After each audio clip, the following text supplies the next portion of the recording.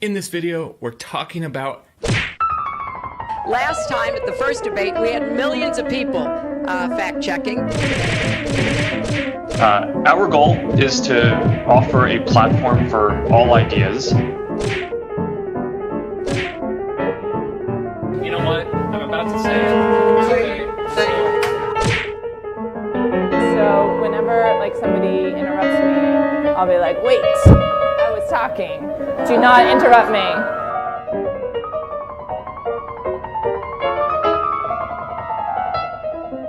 I'd rather not say, but the answer is yes.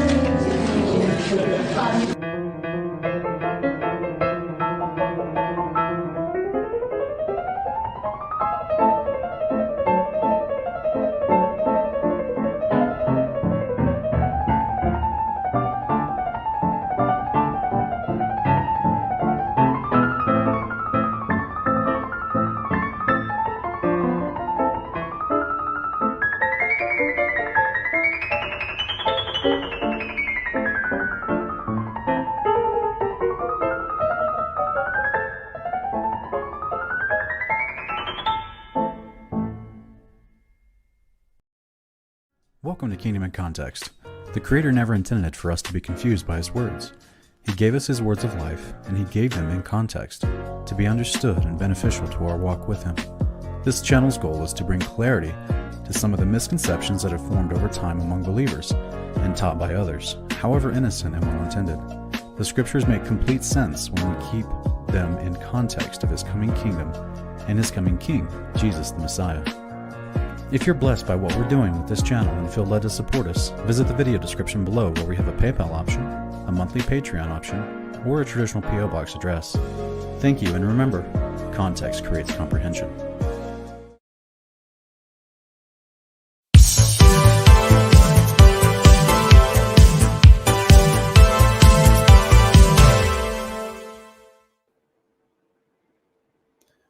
Welcome, fellow brave believers. This is Kingdom Cast. I'm Sean, your host. And this week, we're going to be continuing our series investigating Babylon. We're going to be looking at part 9, Obelisks and Domes. I think it's going to be very exciting. What are these? Why are these particular structures all over the world? And I think the audience over this, the past 8 episodes of this series are starting to realize there is a theme. There's a pattern that we're seeing all throughout the world pertaining to the culture, the religion, the lifestyle, the practices of ancient Babylon infused all throughout the past. This is part 2 of, even though it's part 9, this is actually the second video in what we consider our present day series. Even though we're going to look at some things from the past, we'll also be looking at the present day and how it lines up as well. So I'm thankful that you're here again watching. Hopefully this has been entertaining as well as educational.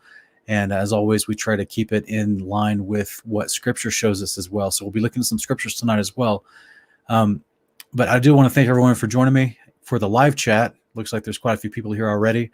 West Plays Music, welcome back, brother. Mama Lou Bear, Paul Levi, Windfeather, Mike K. Gunder, Tor Bear back, Linda Carter, Caller Malberg, Mr. Bear. See Sharon Myron. Welcome, everybody. Maxim Lavarov's back. Jasmine W. Welcome back. Gilbert Miranda. Quite a few people in the chat. Miss Joy's back. Kevin Watkins. Aaron Berg. James Carter. Welcome, welcome. I guess you don't get to catch us very often live, James Carter. Welcome. Hopefully you enjoy this tonight. As always, guys, keep your questions and your comments. Keep comment away, right? Do all the live chat you want, but all your questions, make sure you put them in all capitalization, but hold them if you can until we finish the majority of the presentation exact. So then you'll have, you'll be better informed on what exactly to ask. But then we always do a Q&A at the end of these podcasts so that you can interact live. You can get your questions answered in real time. We'll cover the information I present. Also, you can ask any question about the Bible you want. I'll do my best to answer it to the best of my knowledge. Looks like my wife is in the chat. Hello, hello, El Wilkins. Good to see you. My beautiful wife. I love her new haircut. Welcome, everybody. All right. Real quick, I am putting, let me see something here real quick. Guys, we're doing a fundraiser, and we need your help. We've had some people. We've had a great response to this family that we're trying to help with our fundraiser. We only do one of these a year, okay? And so we've had a great response already to the fundraiser, and we're doing it through Facebook. So even though we have, we're getting close to our goal, and we've had some people donate outside of Facebook, just by writing a check or doing their own means. We really appreciate that as well, and that's definitely helped us reach that goal for that family as well. But we're still not there yet. So I just want to see if I'm going to put this link in the chat, or excuse me, I'm going to put the link both in the video description and in the chat. Real quick, give me a second to add that in. Thought I did, but I guess I didn't. Let me go find it real quick.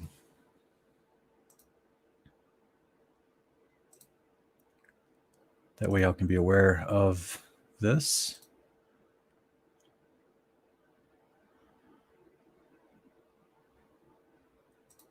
Maybe it was in my, okay, one second, guys, sorry. Yeah, there it is. Okay, I'm gonna put this link here in our chat, and then also put it in the actual video description of this video, so that you guys can click on it, go check it out. If the Father puts it on your heart to do anything to help these folks, it's a mother of two, a wife. She has cervical cancer. She's reached the end of what her traditional treatments through through doctors and what her insurance will provide. She's trying to do natural remedies, and her insurance will not cover that either. So we're trying to help her out. We've already raised, I think, over $8,000. But we're getting close. So let me just put that in the video description real quick. Yeah, I guess it's already in the description. Good. So yeah, consider with that, guys. I really appreciate it. And you guys are awesome so far. How have you responded? I think it hasn't even been a month yet, and I think we'll get to the 10,000 or more within a month. I really do. So you guys have just been awesome. Just want to give a big shout out to everyone who's donated for that. Y'all are amazing. In addition to that, everyone who supports us every month through Patreon or PayPal, or just through personal donation, we have links in the description of this video. You guys are awesome. You keep us doing what we're doing. You give me, the encouragement, not just the time, but the encouragement to do this, to put up all this content that we try to do on both of our channels, both Kingdom of Context and also here in Kingdom Cast. So you guys are awesome. I really appreciate you. But let's jump right into our presentation tonight. Well, that's weird. Let's see if we can, let's try this again, eh? There we go. All right. So we're going to be looking at obelisks and domes tonight. And this, like I said, this is a part of our present day within the 3-part series that we're investigating Babylon. Now, as you saw from the image from the present day, this is the European Union headquarters. It was built as a architecturally to look like the Tower of Babel. There's a lot of occultic themes and occultic symbolism, in architecture all across the world, which is why we're looking at domes and obelisks tonight. And last week we looked at pyramids, ziggurats specifically. But interesting that a group of nations that wanted to come together to create a better economic advantage for them to come together, as a result, the building that's their headquarters, they built it to look like the Tower of Babel. So this is not a mistake, guys. But right off the bat, let's start with Washington, D.C. This is a very unique city, very meticulously planned. I'm not going to go into all the Moloch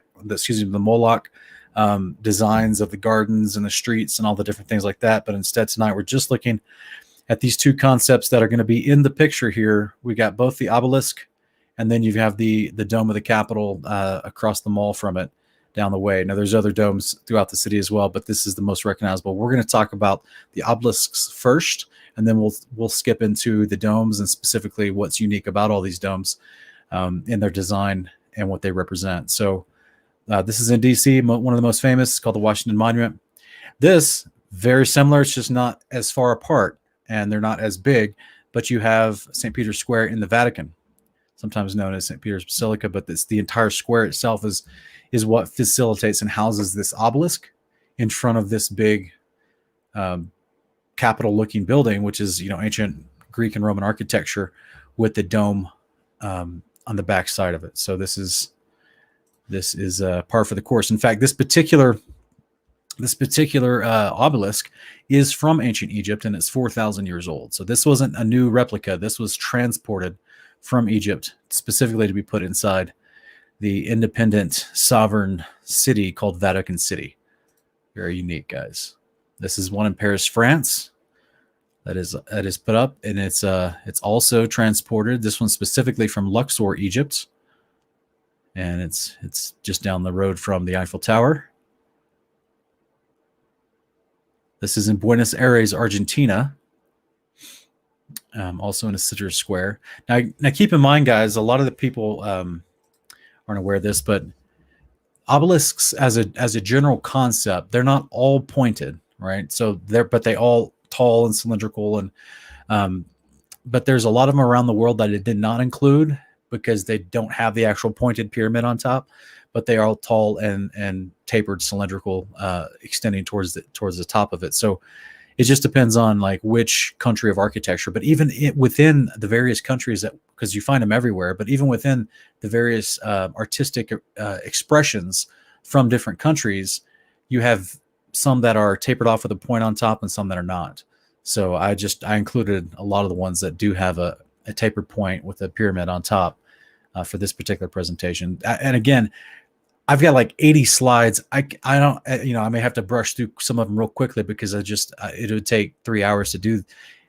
I could have spent 4 hours presenting all the compiled images from all around the world and all the different cities that share this particular architecture of obelisks and domes. It is, besides the ziggurats, I mean, it is one of the most prevalent occultic architectures that are shared by countries, cities all across the plane of the earth. It's truly amazing. They're literally right in our face this whole time.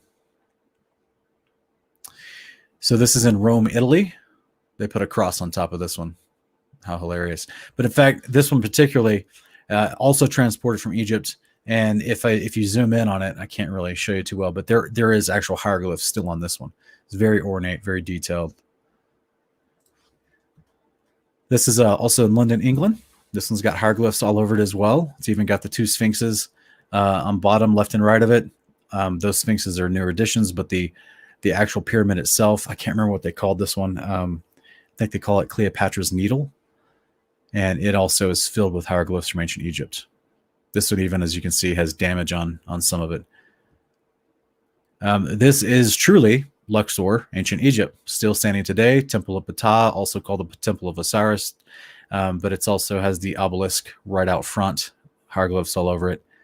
Just to give you a flashback of, in case you're new to the channel, in case you're not aware, in case you haven't seen the previous 8 episodes we've done in this series, just letting you know, this is definitely an ancient Egyptian concept, the obelisks, and so are the domes. Actually, a lot of people are not aware of that.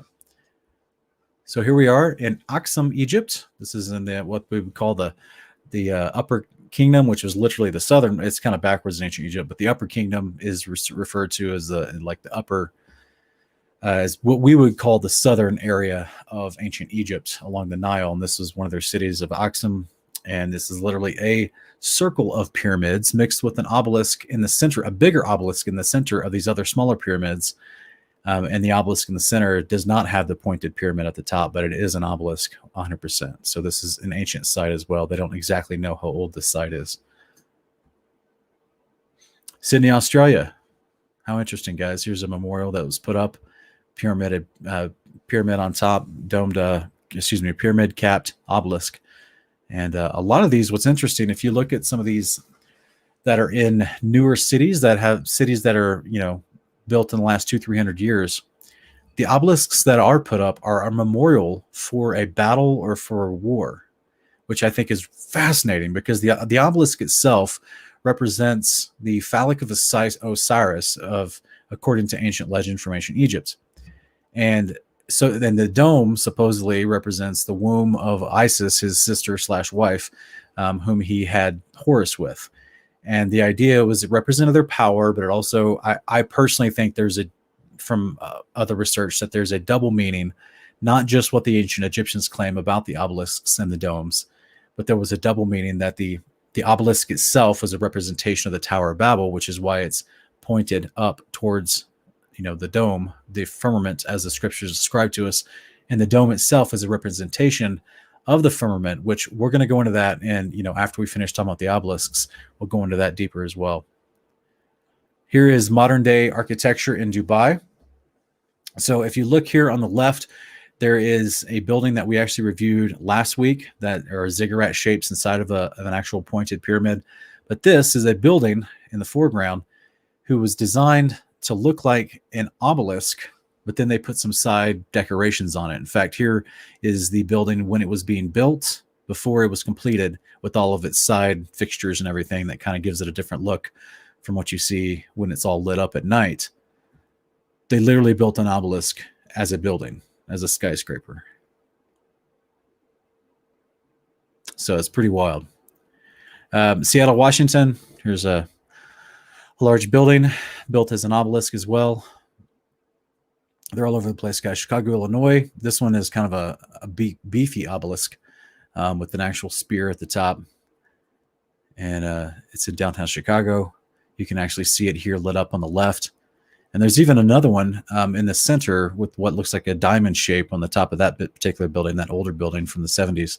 But they're all over the place, by the way. I'm just pointing out the most noticeable ones and their architectural designs, but they truly are everywhere in many, many different cities.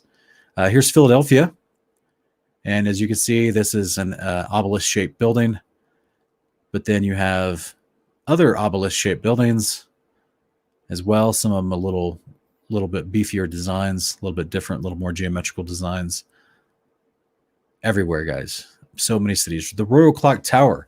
This one's kind of interesting. This is actually in Mecca, Saudi Arabia, guys. This is a massive, massive structure that they have in Saudi Arabia and Mecca.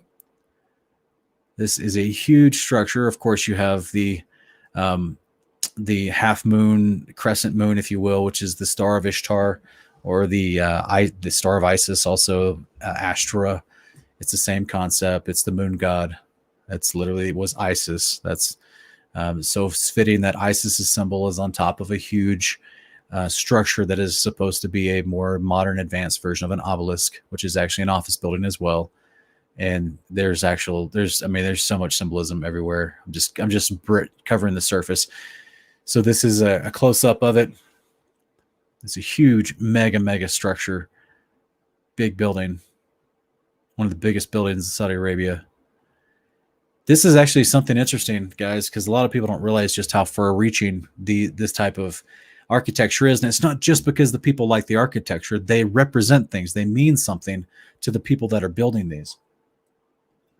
This is also before World War II. So even though I mentioned we're going to look at some ones in China and other cities, other nations where they built them as memorials for battles or for specific moments, which is interesting, again, but like I said, because Osiris, which is what the phallic obelisk represents, was also considered Apollo or Apollyon to the Greeks, as we reviewed in previous episodes, who was a god of war.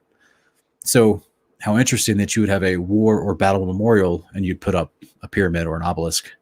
It's just fitting, in my opinion. But this is actually in the Philippines, in Davao City, there used to be a Japanese district in the Philippines that was mainly populated by just Japanese people, and they had built this pyramid and obelisk before World War II. It was destroyed after the battles of World War II. This is in Istanbul, Turkey. Still has this is an ancient one that still has hieroglyphs on the side. As you guys used to know, Turkey would be what we call Asia Minor in the scriptures. Also used to be inhabited by the land of the Hittites and then the Greeks. So yeah, this is lots of architecture all over the place, from the 2 to 2,500 years ago from the ancient world in Turkey, but all the way North Europe to the Netherlands, guys. To the Netherlands, we have a ziggurat pyramid with an obelisk with a pointed pyramid on top. In Utrecht, I can't even say it right. The Utrecht, Netherlands. Pretty wild. Oh, there's a double. Sorry. I'm hitting the wrong button. Sorry. Okay. Here we go to Stockholm, Sweden. And they've got a huge obelisk in their city in Stockholm. We go to Caracas, all the way across the Atlantic Ocean to South America to Venezuela. And they decided to put a massive obelisk here in Caracas. This is at New York City, New York.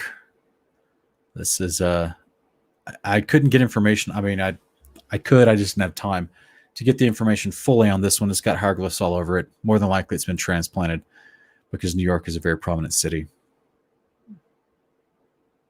Yeah, and this is D Love is saying this is also called Cleopatra's Needle.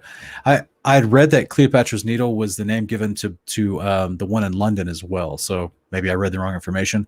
Maybe they're both called that because they're both designed after that. But this one specifically looks to be authentic. But hey, it could be a replica anyway. But this one is interesting. It hurts in Germany because it actually. It's considered a sundial in addition to just being a monument of an obelisk. I think that's kind of interesting. It's got this little ball on top that gets in the way of the sun. How interesting is that? We're going to be talking about some of that stuff in future episodes and a little bit on this episode. But this is all the way. So we just jumped from New York, from the Netherlands to South America to Venezuela to New York to Sweden to Germany. Now we're in India.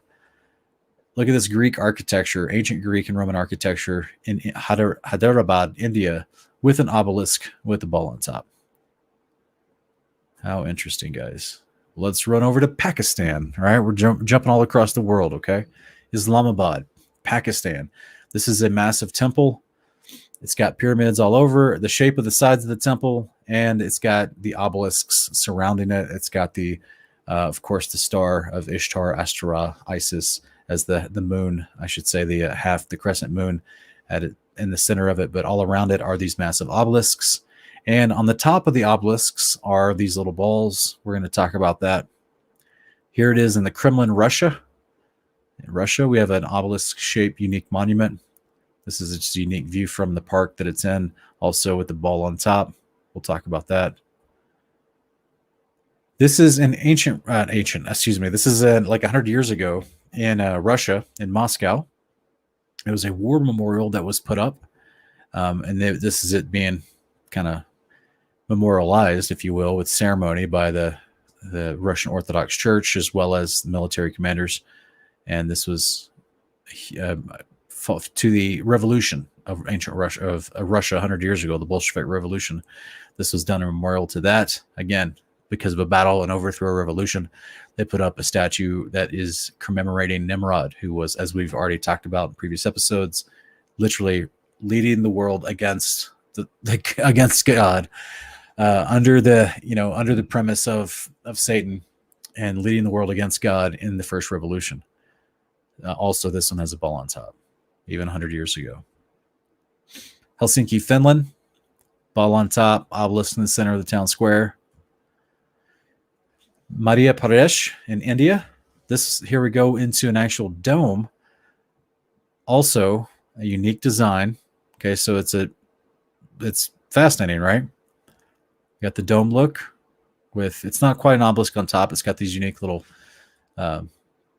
descending sized cylinder plates on top of it. It's very unique. But this is one of the more famous domes that we see is the Dome of the Rock. We all know this is in Jerusalem. Also has a little ball on top. You'll never not see it after this episode, guys. They are everywhere. Isfahan, Iran. Huge, massive dome. Multiple balls on top. Here it is in Florence, Italy. Another famous dome. Little ball on top. There's a reason for that. Istanbul, Turkey. We're back to Turkey again. This is a massive temple, fortress, old temple with multiple domes and a ball on top. Oh, but we're not done. All the obelisks around it have balls on top as well. Here it is during the daytime. Completely everywhere. The whole thing Consistency of design all across the world, guys. Yes, they're made of slightly different materials, different colors, small artistic changes, consistency of design, because it all symbolizes the same stuff. This is why they continue to make these shapes over and over and over. Oh, by the way, there's a true obelisk in the bottom right-hand corner. We'll go back to Moscow, Russia. These are some of the more pretty little domes. And, oh, they all got balls on top. Go to St. Peter's Basilica, like we looked at one of our first images here. We go back to Vatican City. We see one of the massive domes behind the big obelisk. Yes, there's also a ball on top. It's pretty wild, isn't it? St. Paul's Cathedral in London. Yep, also balls on top. You got multiple places of little obelisk shapes, and as according to how the building is designed, but then you have the balls on top everywhere. How about the Taj Mahal, right? Supposedly 4,000 years old, so they guess. Some people think it was built as early as the 1500s. Other people think it's 4,000 years old. A lot of people argue about its historicity. Domes everywhere, obelisks all around it, balls on top of everything. Everything. DJ Christina Marie, that's going to be coming up in a few episodes. We're going to be talking about NASA. It's part of our modern day series, present day. We'll be talking about the shape of ships and things. So we'll keep going through here, and we see this is actually a dome in ancient Cairo, in ancient Egypt. It's dated back approximately 3,000 years old. Now, this isn't impressive by any means, right? Looks like a hole in the ground. Looks like a little cave or something, but they just haven't uncovered it. They haven't excavated it entirely. And this actually just shows you some of the architecture that has been excavated from this particular site, where they already were, supposedly 3,000 years ago, they were already creating the dome shapes or using the dome concept. And we also see this in ancient architecture besides Egypt. For example, the Pantheon in Rome, which they date to approximately 2,000 years ago.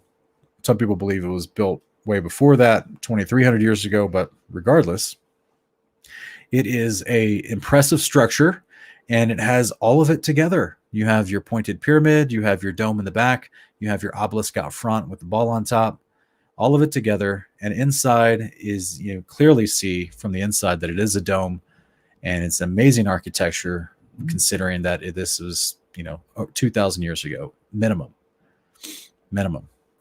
Very interesting, guys. And there's no accident that they actually would leave a huge hole in this building as a part of this design, because they understood, everyone back then understood the biblical cosmological model. They understood, whether they accredited the creation to Yahweh or to the pantheon of other gods they worship, they all believed and understood that they lived in an enclosed room that was enclosed by a firmament. And they knew that there were doorways, portals, gateways, whatever you want to call them, in that firmament that allowed you to go out above the firmament, above the enclosed room, to where the quote gods lived, the Elohim, the heavenly beings, this what they would call the celestial beings, which is the angels and the creator. They all knew about that. And this is not the pantheon of gods that we've talked about in previous episodes, who supposedly lived in the sky. This was beyond that. This was the celestial beings. So this is even greater than the pantheon of gods they talked about. Even though they sometimes would attribute some of the pantheon, depending on the culture, sometimes would attribute the pantheon of gods who lived in the sky as being the creators. You have to dig deep into some of their ancient stories. The closer you get back towards the actual Tower of Babel, the closer you get back towards the flood, which would be Noah propagating the story of who God and the angels are who live above the firmament. So that's why the designs are so similar, and they all knew where we lived. So this is interesting. This is the Temple of Heaven in Beijing. It's only 600 years old, but at the same time, even all the way in China, in Beijing, China, they're doing the same type of architecture. Inside's a massive dome inside this building, which I think is fascinating, and it's extremely beautiful. very artistic. Dragons everywhere, but you got a Pegasus, flying things, dragons, snakes. They were, yeah, lots of chimeras, lots of the same imagery that we'd see from the Greeks and the Egyptians, the Akkadians, the Chaldeans, the Hittites. All right, come back to Washington, D.C. This is the capital. You've got a pretty famous dome, multi-tiered dome, and then on the top you've got a guy standing on a ball. This is consistent. This is consistent all over the United States, guys. This is extremely consistent all over the United States. They're all standing on top of a ball.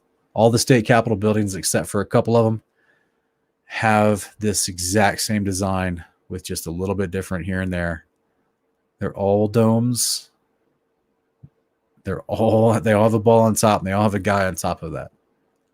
There is a reason for that. I want you guys to remember that. It's going to come into play more as we explore this series and we go further into investigating Babylon, specifically leading up to the return of the Messiah. It's very interesting in what they believe, what they have believed, what the Bible shows us. I'm going to tie it all together, guys. That's what we're doing in this series. We're linking it all together piece by piece so that when we're done, you have a foundation to understand why we see all this stuff across the world that we see. And why the scriptures talk about things that it does. I'm going to put it all together for you. This is the Supreme Court in Jerusalem in Israel.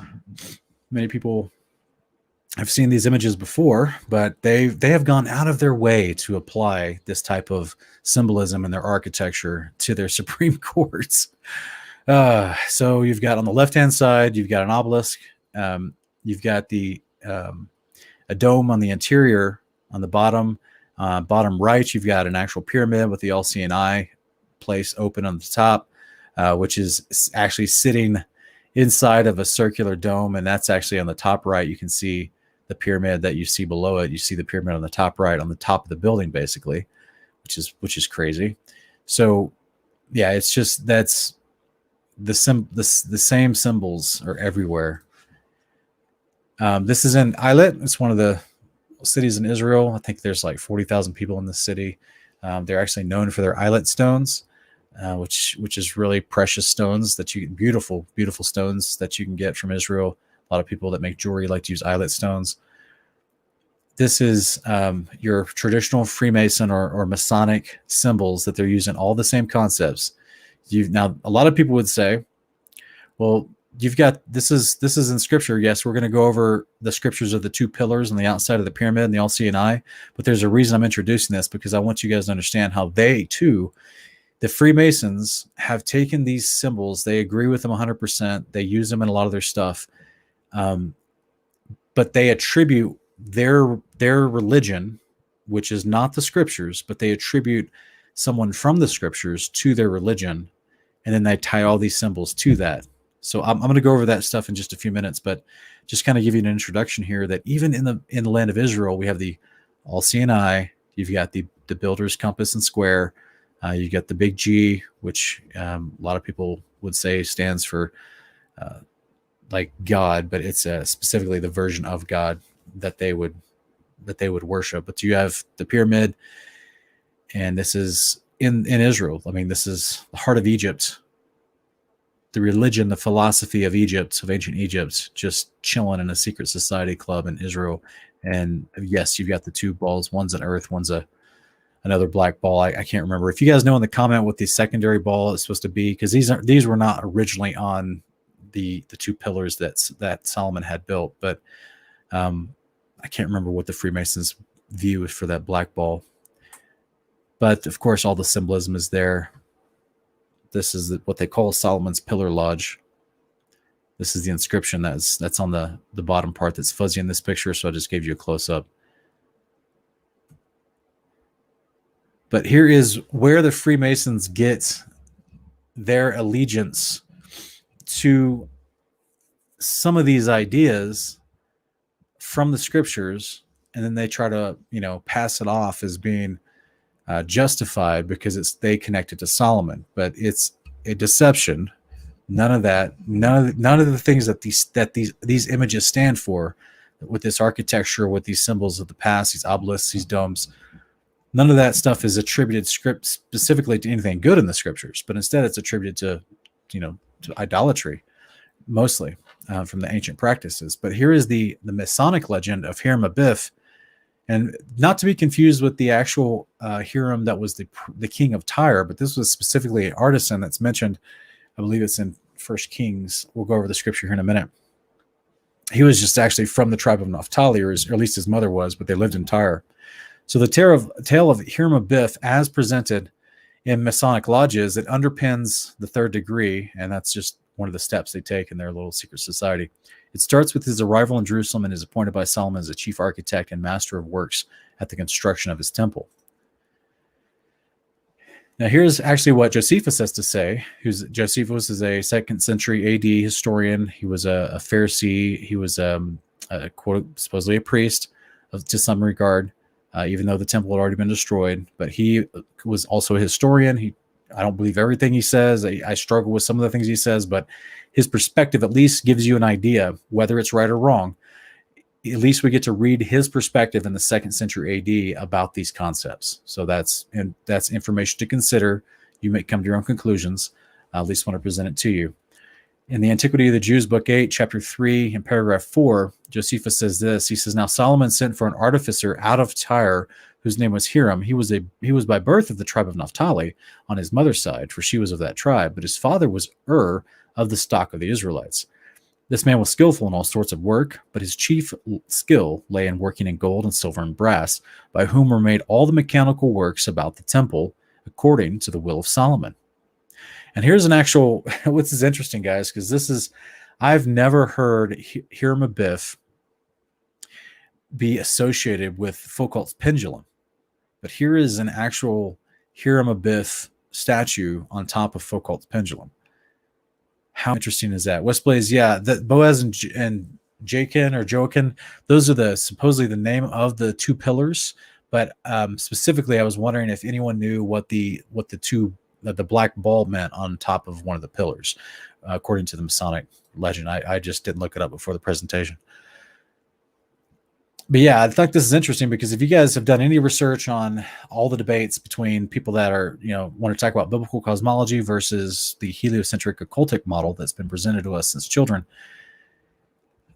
many people will trying to lean on the occultic model of the globe and space. They'll lean on Foucault's pendulum, this little swinging little point. They'll lean on that to say that, it's, the Earth's Coriolis effect is what causes that thing to move, even though they literally, which is crazy, guys, they literally pull the thing back and let it go and let it start swinging. But then they see it's not swinging just perfectly back and forth. It starts moving around and swinging in a elliptic fashion because of the Coriolis effect, because the Earth is spinning. There's all these forces happening. And so they, even though they started the initial force, which is the third law of motion. So it's crazy to me. All right. So David Shear is saying, Jasmine W. and David Shear both are saying that the black ball means rejection in Freemasonry. So glad you guys brought that up. It's very interesting. Very interesting. So the black ball means rejection. That's just even more so to the point that I'm going to make later. But so they have supposedly the globe on one side, rejection on the other side by the black ball. Well, we're going to talk about both of those in future episodes. So I think that's going to be interesting, considering if that's its intended meaning. But there's a reason, guys, because the ancient occult, which was what we've been studying while we investigate Babylon, they're the ones who literally created the ball earth model, by which they try to use Foucault's pendulum to prove the ball earth model and the pseudoscience that surrounds it. So how interesting that they would have Hiram Abiff also connected with the pendulum. It's very interesting. Now let's go into 1 Kings 7, 13 through 14. It says, "Now King Solomon sent word and had Hiram brought from Tyre. He was a widow's son from the tribe of Naphtali. His father was a man of Tyre, an artisan in bronze, and he was filled with wisdom, skill, and knowledge for doing any work in bronze. So he came to King Solomon and performed all his work. So, guys, just to give you a quick on geography, so you're not lost here. The idea that this particular artisan came down from the city of Tyre, which would have been off the coast up here near Sidon, the territory of Asher, but also this is the land of portions during the days of the book of Joshua. So the region of Naphtali was literally just right next door. So this would be very common for him to just be in the city over on the coast. Not a big deal. But he's the guy that was selected to come down and help build the temple of Solomon, which is fascinating, guys. And this is this Hiram Abiff guy who came from this particular land of Tyre, the city of Tyre, this Naphtali descendant. He's the one that they just idolize like crazy in the Masonic cult. Okay, West Blaze has found another source claiming that the two balls on the two pillars, one's supposed to be a celestial globe, and the other one's supposed to be a terrestrial globe. That's interesting. That's interesting. Still, yeah, it's going to be very interesting to just more proving my point. Okay.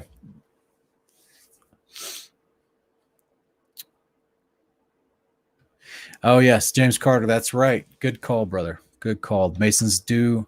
Well, lots of artisans and masons, they might use a plumb bob to justify a wall, which is the same as Foucault's pendulum. Yeah. Interesting. Yep. They just use the plumb bob to create the pendulum concept, which is all just smoke and mirrors, because they literally push it by pulling it and letting it go according to gravity. According to the downward pull, often called gravity. But ultimately, yeah, that's interesting. So if we keep going here, this is actually within the Supreme Court of Israel. This is actually a meeting of some of their legislators. You can see the current, at the bottom here, you can see the current Prime Minister of Israel. Can't remember his name right now. Don't care to know it. But ultimately, look behind him, guys. Look behind him. This sun that's shooting down these blue and white rays from the top of the wall behind them. And then in the middle of that, you've got this, crest-looking design with a menorah in the center. I'm just going to go ahead and say, guys, this menorah has no business being inside of this design.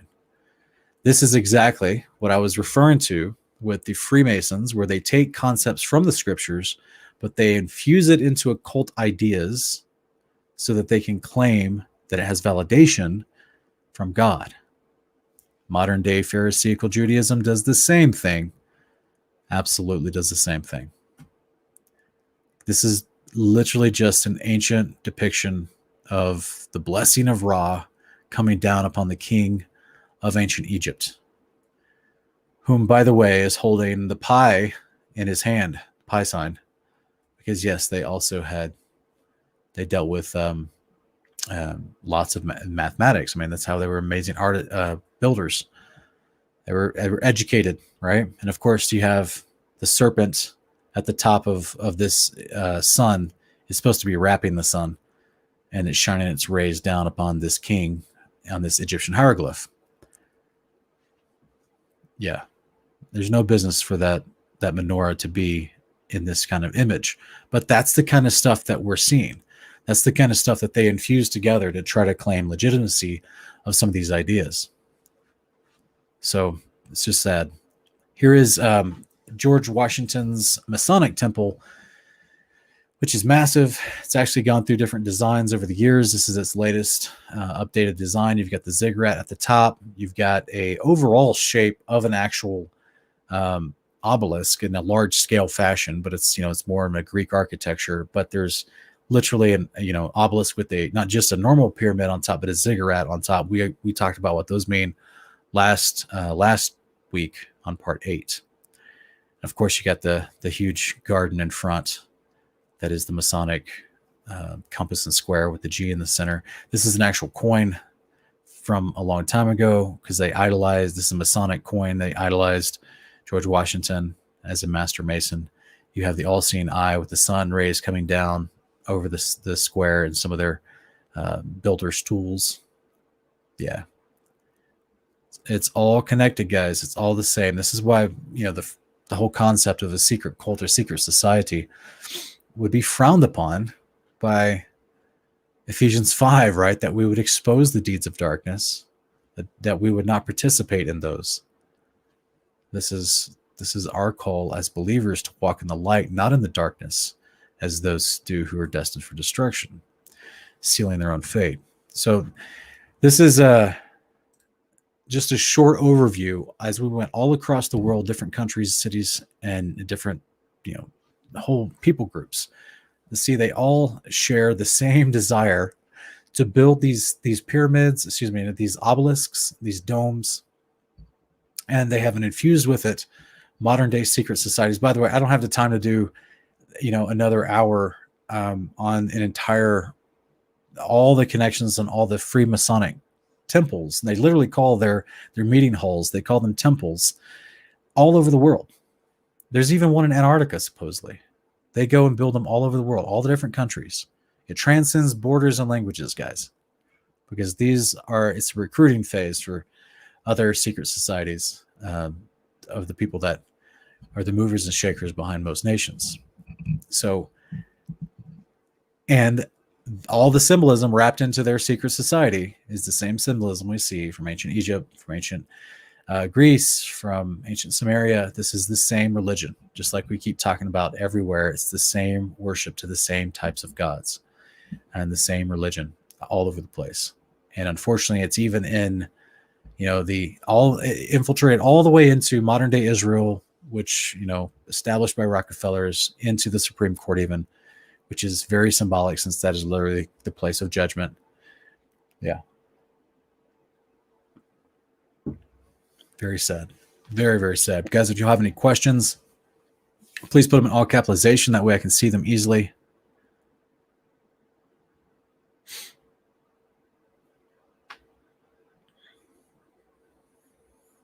All right, Jasmine W., you're asking about Exodus 20,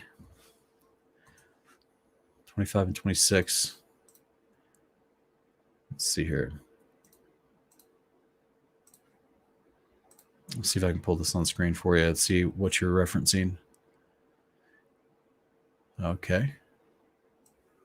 Let's put this over here so everyone else can read along.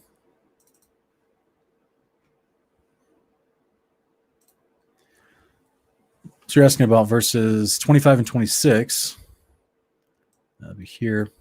And if you make an altar of stone for me, you shall not build it of cut stones, for if you wield your chisel on it, you profane it. You shall not go up by steps to my altar, so that your nakedness will not be exposed on it. Yes, I don't entirely think this specific context is referring to ziggurats specifically, as much as it would be literally the exposing your nakedness because of their clothing back then. If they had to actually walk up a step, the way your hips and your knees move, when you would actually, it lifts, you have to lift up your you run the risk of people seeing your undercarriage, basically, if you were to actually go at an elevated rate and you have to step up something. Whereas if you just had a ramped thing like they did in Joshua 24, and you built it a ramped altar, and then it would not be the same situation. Is there a specific correlation one-to-one with the ziggurat? It's very possible. Could be. I'm not sure this particular context is referring directly to that. Because like it says in verse 26, so that you will not have your nakedness exposed on it. I think it gives us our answer to why he's given this instruction. Now, specifically about how you build the altar and not to make it, not to put a chisel to it because you'll profane it. It's interesting, right? Because they didn't want some of these altars that were outside of the tabernacle and the temple. They did not want them to be made of hewn stone, but the ones inside the tabernacle and the temple, they were hewn all over the place. So it's a very interesting distinction there, but I think I get what you're saying. Like everyone around them, like they knew all the other cultures worshipped Baal, as we talked about last week, which is the Osiris character, the Nimrod character, the Apollyon character of they worship Baal and the other pantheon of gods associated with him all throughout these ancient worlds, these ancient cultures all around Israel. It was the main religion other than worshiping Yahweh. Yahweh was on the minority. 99% of the other countries worshipped, or I should say 69 of the other nations worshipped Baal. So they all had cut stones for altars and different things. But specifically, the idea of building an altar with unhewn stone, that seemed to apply of any altar that was built outside of the instructions for the tabernacle or for the temple itself specifically. But yeah, it's definitely something to take note of, because there was a distinction that everyone was aware of back then for sure.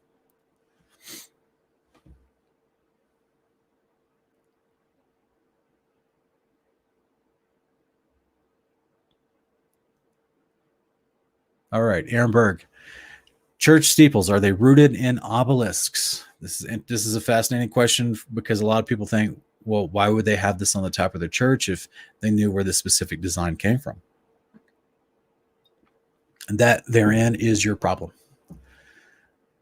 People that build churches, most of them, they don't know where that design came from. That's the problem. They don't know. They're uninformed of history.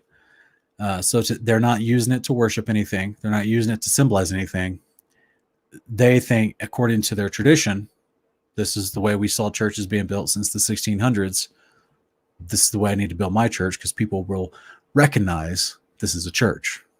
Now, even though a lot of modern day churches have moved away from that design, you still just see a lot of like denominational churches like Methodists and Baptists still building, churches with steeples these days. But ultimately, it would be very, very much slanderous to assume that any modern church building is worshiping Baal or Nimrod because their steeple resembles an obelisk. Okay.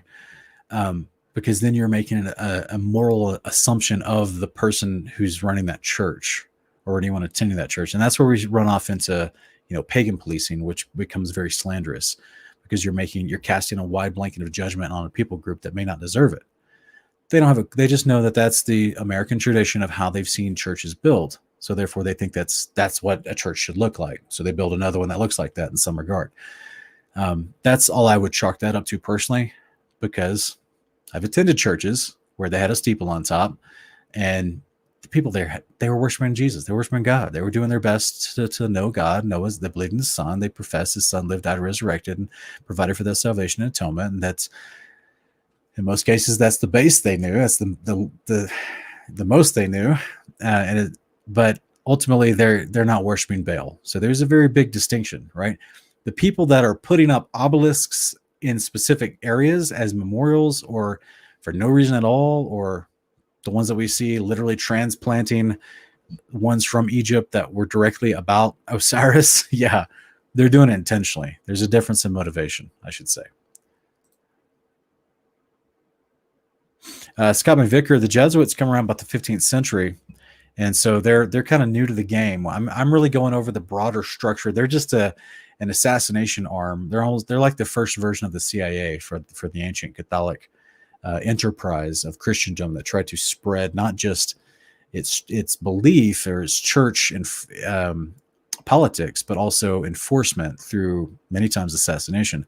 So they're like the old school version of the CIA for the Vatican, where they would try to go into other countries and disrupt and get policy changes and things made happen. It's pretty interesting that one of the only countries in the history to expel the Jesuits is the Ethiopians. It's fascinating, guys, because they saw they were coming in and bringing with them a corruption of the scriptures and their teachings, and that they'd kicked them out of their entire country. It's fascinating, interesting to look up the history on that. But ultimately, they're like a small, utility arm within the bigger overall structure, because I personally think that the Catholic Church itself is the woman riding the beast. So I'm going to go into that in later episodes and explain that with greater depth. But just to give you, who's the Jesuits? They come from Catholicism. Catholicism is just a player in the bigger structure. The Jesuits are lower on the totem pole as a utility arm of the bigger structure. Jasmine W is asking, some state that the cross is pagan in origin. It is the Hebrew letter Tav and the pictographs, Hebrew meaning mark, sign, or covenant. Should we consider abstaining, that giving too much power to the enemy? You're not literally giving. Okay, so here, guys, here's something I hope to say clearly. Yes, the Tav, It's an ancient cross, especially the Paleo. The Paleo Hebrew. It's literally a cross. It's kind of tilted cross. It does mean a mark, a sign, and a covenant. It does. And all these images are just images. Okay. For you to have an image doesn't mean you're pledging your allegiance to something. These little, like if you had how do I say this? If you had a chisel, and over time, if you use this chisel, it knocked away the edges, and before long, it starts looking like an obelisk. Well, it doesn't mean because now you possess an obelisk, because if it was your chisel that was whittled down, that suddenly you're worshiping Baal, guys. No, it's not like that. In fact, I would go encourage folks to check out an episode that we did on my main channel, Kingdom in Context. We just did it last Friday. It's called "Can I Accidentally Worship an Idol?" Something to that regard. I can't remember the title right now. But we go over the definition of idol worship in the scriptures. And so you're just because, this isn't Harry Potter. This isn't, just because you have an image in your hand, it doesn't mean that image is somehow cursed. It's not a Horcrux. It's not you are the Spirit of God that would roll up in your heart and your mind is too powerful for you to be like, oh, I've got possessed things in my house, that kind of concept. You can bless them if you want to. Some people do. They bless their property in their house, and that's fine if you want to do that. But the idea is that you can't just walk around accidentally, worshiping something or giving power to the enemy because you possess something that looks like something that they like and they ascribe different stuff to. If that makes any sense. It's your intention and motivation is what starts with all this. Like I said before, the difference between a true obelisk or a steeple on top of a church. Right? One's a traditional design, and that's what now modern people think that's what it is. The other one have specific religious intentions behind that obelisk with their dedicated heart and their mind going towards false worship of ancient Nimrod. The other ones just think, oh, this is the way we build churches. This is what churches look like all my life. I must build a new church like this. It's that same kind of concept. It doesn't mean that you're giving power to the enemy because you use a similar design to build a steeple versus, oh, it kind of looks like an obelisk, right? So I would that's where we start that type of fear, because that's really what it boils down to. You're afraid that because you have an image that looks like something the occult ascribes meaning to, that suddenly you're in the wrong for having that image or whatever. That's where the fear runs us off the rails of scriptural context as well as rational thinking. So I would just encourage not to be afraid of that kind of thing. Because even like you're admitting in your own comment, the cross in itself, it had a history with the Hebrew language as far as a pictograph meaning of, and that meaning was specifically fulfilled with Yeshua on a cross. So, I mean, that's very, very much not a coincidence in my opinion, because it does represent a sign and a covenant. Okay. That, Matthew 12, the Pharisees ask Yeshua for a sign. He says, you're not going to, this wicked generation, they will not get a sign except for the sign of Jonah. Jonah died and was resurrected. Yeshua on a cross, on a tav, sealing a covenant, died on the cross, later to be resurrected. So it's very, very fitting correlation there. So I personally don't wear crosses because I don't like the look of them. I don't like wearing, if I could put it like this, my wife and I don't think that it's cool to wear the instrument over Messiah's death. We would rather celebrate the resurrection because that's what is called our blessed hope. Romans chapter 8. That's what we look forward to. That's his glory moment. It's Catholicism and certain church veins that glorify the cross specifically. It wasn't the cross, the symbol of the cross. It was what he accomplished by being obedient unto death to get to the resurrection, to make atonement for us in the heavenly temple as our high priest. That's the glory that he was glorified with, which is the resurrection. So that's the part we would rather glorify, but there's no symbol for that, right? And we're not trying to make one. It's just, this is our hope and our understanding of the scriptures. So this is a longer answer, but I'm trying to do it justice by hitting it on multiple angles. I don't think you're given too much. I don't think you're giving any power to the enemy if you possess a cross. You're not worshiping false gods by possessing a cross. And I personally just don't want to tout it around because it doesn't have any special power to it, like you see from priests in a bad Hollywood movie, and it is the instrument of our Messiah's death. So I don't feel like it needs to be, obsessed over in any way, but it does have historical meaning within the Hebrew culture and language. 85 XX War Machine. We're going to get to that in future episodes. Okay. I just want to point this stuff out as we look at this, is why are there all these little balls on top of all these domes all across the world in all these different cities? We're going to point that out. And I'm going to go into greater depth on that in future episodes. I'm building, my friend, I'm building with all these episodes to get to a bigger picture. And once I get there, you guys will be like, oh, I get it. As opposed to me starting off with the end result and then having to backtrack for 4 hours trying to explain all these pieces. I'm giving you all the pieces first.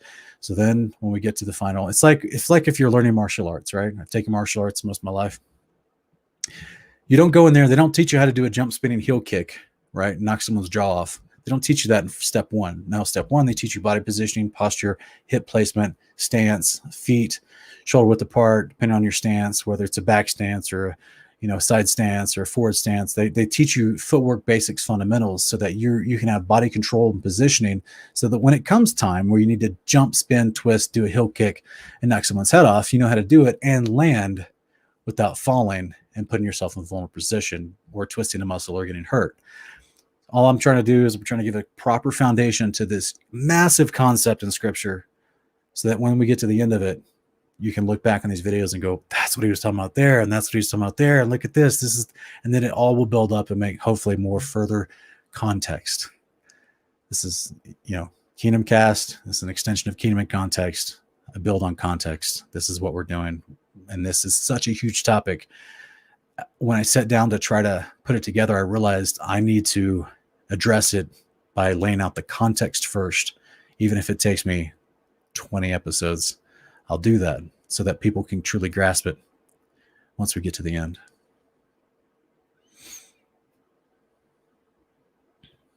Aaron Berg, I think it's the current, and this takes some historical research.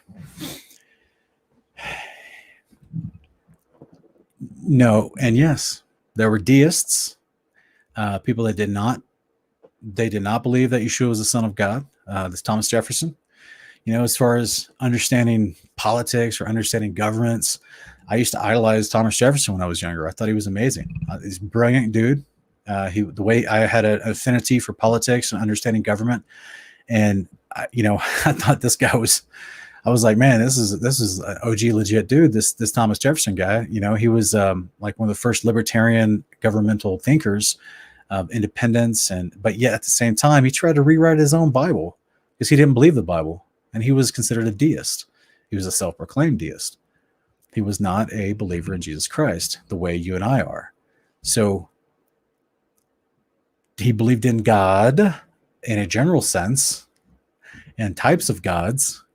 He did not believe in the one true God and his only begotten Son. So technically, he's an occultist. Yes. Now, there's other good-hearted men that were not, that did believe in the Almighty. They believed in the Scriptures. They believed in it's a mixed bag. It's not cut and dry. But it's men that came together, as far as I understand from a lot of historical research, that came together to do their best to create a system built upon Judeo-Christian principles as well as ancient Greek city-state governance. And they pushed them together, and they said, as Benjamin Franklin claims, walking out of the Constitutional Continental Congress, we've given you a representative republic if you can keep it. So it was, and now Benjamin Franklin, I don't think he was a believer either from more research about history and him.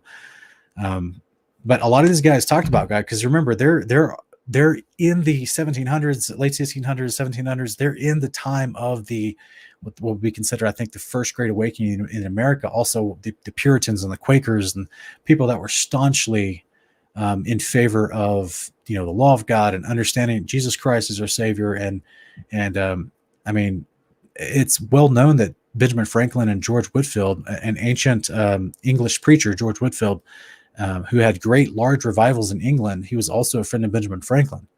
Supposedly, they used to like to play chess together. Can you imagine what those conversations are even like? I tried to write a short story about it one time, and but whereas I have in my short story, I have Whitfield explaining the gospel through the story of chess to Benjamin Franklin to get his attention, because Benjamin Franklin was not a believer in Yeshua and Jesus Christ. So it's not a yes or no, man. It's not cut and dry, nor is anything in history.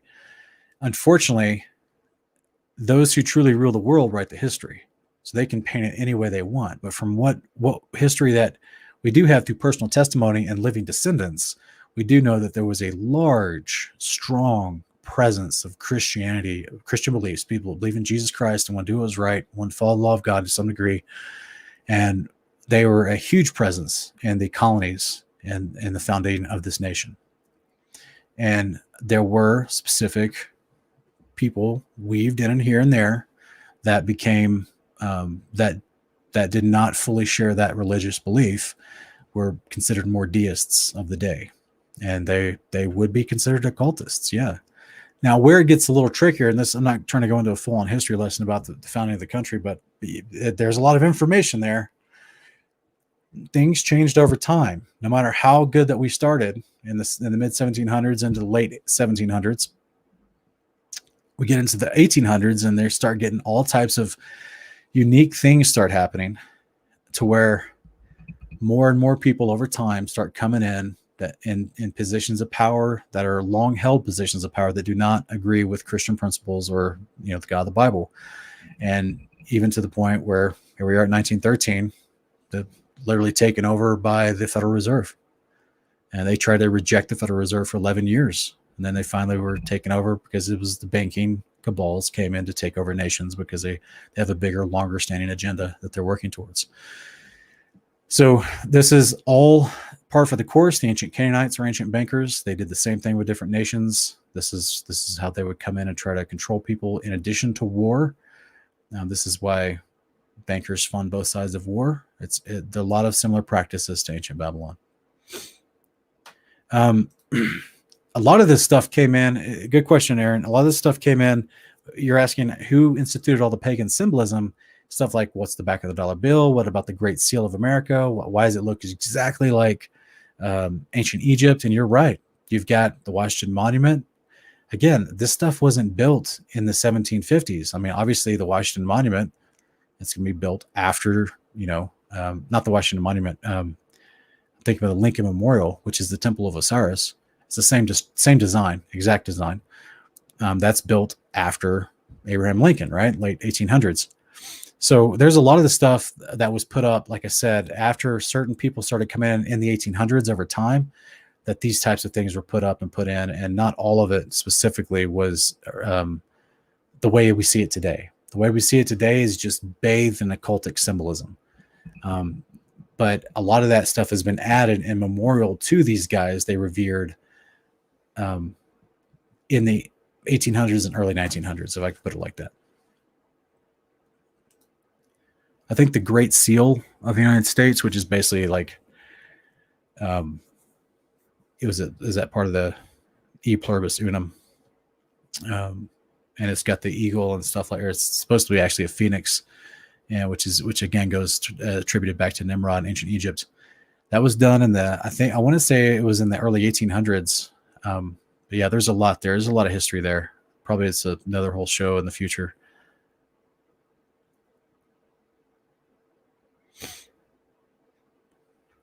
So here's the bigger question, Aaron, because you're asking, is any nation founded by occultists, and would it matter to the believers that are there? Did, Egypt, I mean, literally Mitzrayim, right? Descendant of Ham, one of the sons of Ham. Noah gets off the boat. Ham goes to his inherited land. Part of that he gives to Mitzrayim, which is Egypt. Egypt becomes the more dominant nation of the sons of Ham, besides Canaan, who went in to take part of Shem's land, which was called the land of Canaan. So Egypt became a big, prominent nation, and then it had moments where it was very pagan and occultic, but then at the same time, it acquiesced to the principles of Yahweh in the days of Joseph for 80 years. And people were blessed because of it. So I guess what I'm trying to say, regardless of the founding of a nation, the people can be used by the Father, as we see multiple stories throughout the scriptures, to change amazing things within a nation, or to steer it away from judgment, or to affect its leaders unto repentance. And it's the people within the nation that truly can have an impact way beyond what any evil spiritual principality that may govern that nation or man who's in leadership position. The Father can supersede all that if he has just obedient people within that nation that he can work through.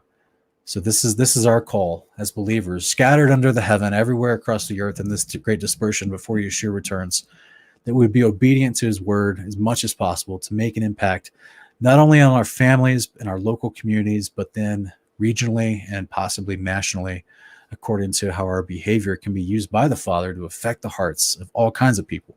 So I just want to encourage you. I know it can seem like the more you study history, the more you realize this stuff is everywhere, and it really is. Doesn't mean that it's not without hope, right? Because this puts us in the same position everyone in the Bible was in, even the prophets inside of Israel, which was supposed to be founded on as a godly nation, and they even turned, right? So regardless of whether you're in a nation founded godly or founded from ungodly men, it doesn't matter. What you do depends on your obedience level, and what God can make of you depends on your obedience level. And that's the only thing that matters, So I just hope to encourage you, brother.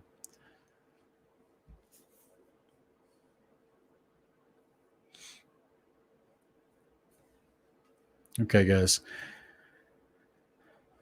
If I don't see any more questions here, AC is asking, can a believer be possessed by demons?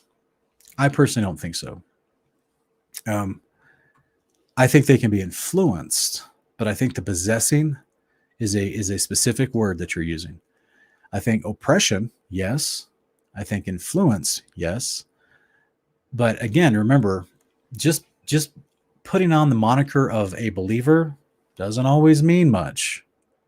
I mean, the demons, the demoniac, believed who Yeshua was. They knew who he was. They knew he was coming back to judge them in the future. They knew his storyline. They recognized him. Their believing did them nothing, like James 2 says. The demons even believe in God, and they shudder. So it's what James 2 also goes on to say, verse 22 through 24. It's you actively walking out your faith through obedience. It's what you're actually doing to complement your faith by practicing the sanctification that is mentioned to rid yourself of evil practices. This is what Paul mentions in 1 Thessalonians chapter 4, 1 through 7, and a whole bunch of other places, right? Ephesians 4:26 and other places. But this is where you're practicing the Torah, you're practicing the instructions of God that helps you walk out your faith with fear and trembling. And that puts in, this is to me, is where we have the deposit of the Spirit that helps us towards his will to do good works.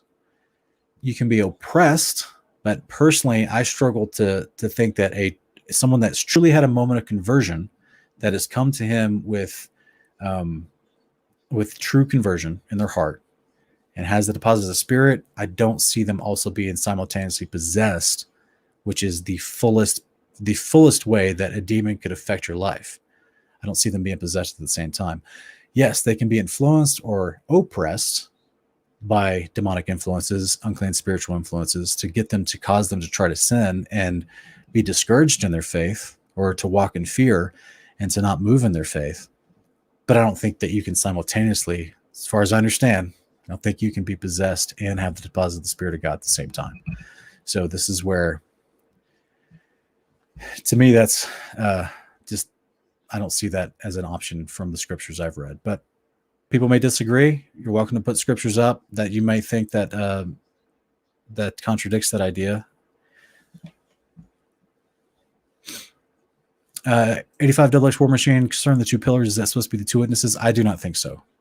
No, the whole Boaz and Joachim, I don't think those are supposed to represent the two witnesses. I've never heard that interpretation, and I don't think personally that was their intended meaning. Thank you, Miss Joy. I appreciate you as well. And we're just trying to sow that word. Mark 4:14, the sower sows the word. That's what we try and do. We got to throw it out there so people can get it. Let the Spirit water it. Hopefully we'll get a harvest. Okay, guys, thank you so much for joining me tonight. We want to do this again next week. I'm going to have a tour portion on my main channel, Kingdom Context, on Saturday morning. So if you want to go check that out, do an in-depth Bible study. We're jumping into Exodus, first few chapters of Exodus this coming week. And hopefully these are a blessing to you. Hopefully, I thank you guys for joining with us on this journey of investigating Babylon. It's a lengthier series. I've never done a series like this, I don't think, where I've, went through a single topic all throughout Scripture in an isolated fashion like this to expound on all points of context. So hopefully this is coming across well. Hopefully you guys are enjoying this to the point of coming to a better comprehension of some of the atmosphere that we read about the characters in the Bible, walking the descendants of, Noah off the boat all the way up to the age of Yeshua and beyond. These characters, that we learn from, this was the world that they're interacting in. That's very similar to the world that we're interacting in. And when we get to some of the latter episodes of this series, we jump into the future of Babylon. We start to jump into prophecy, and I start relating certain ideas from the lives of the patriarchs with prophecy, and you start realizing just how similar all of this is. Guys, we read the Bible and we think, oh man, that was, ancient patriarchs who were staunch in their faith. And man, there were some amazing dudes. And like, Bill and Ted would say, right, there's some righteous dudes, but they're just like you and I. They're dealing with the same Babylon that you and I are dealing with.